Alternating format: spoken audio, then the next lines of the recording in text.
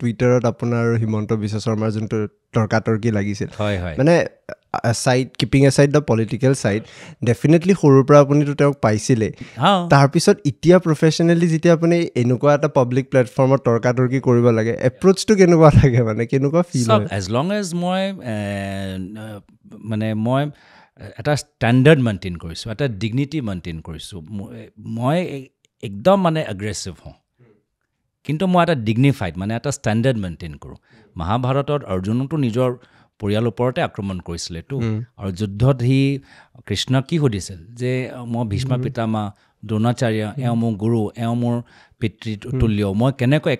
তেওঁলোকৰ ওপৰত আক্ৰমণ কৰোঁ এইটো তেওঁ ব্যক্তিগত আৱেগ তথাপিও কৃষ্ণই কৈছিল যে এইটো তোমাৰ কৰ্মই তোমাৰ ধৰ্ম এইটো তুমি কৰা নহ'লে তুমি নিজৰ লৈ তুমি বিশ্বাসঘাতক কৰিছা আৰু নিজৰ ধৰ্মটো তুমি পালন কৰা নাই তো সেইটোৱে মই ভাবোঁ যে মোৰ ধৰ্ম যে এজন বিৰোধী দল হিচাপে মোৰ নিজৰ যে ৰাজনৈতিক দলৰ প্ৰতিনিধি হিচাপে মোৰ দলৰ আদৰ্শ প্ৰচাৰ কৰা প্ৰকাশ কৰা ৰাইজৰ মাজত লৈ যোৱাটো একদম মোৰ কৰ্তব্য আৰু যদি সন্মুখত এজন ৰাজনৈতিক বিৰোধী আছে তৰ্ক বিতৰ্ক আছে একদম মানে 100% মানে assertively boldly স্পষ্টভাৱে নিজৰ কথাবোৰ কোৱা কিন্তু এটা ডিচেঞ্চি এণ্ড ডেকৰামটো মেইনটেইন কৰা সেইটো মোৰ কাৰণে খুব ইম্পৰ্টেণ্ট মই নিজৰ পিতৃক দেখি আহিছোঁ তেওঁ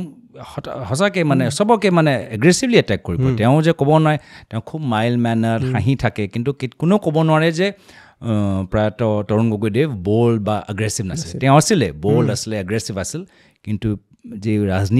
ৰাজনীতিক ক্ষেত্ৰতো যি এটা ডিচেঞ্চি ডেকৰাম মেইনটেইন কৰিব লাগে সেইটো তেওঁ মেইনটেইন কৰিছিল আৰু সেইটোৱে মই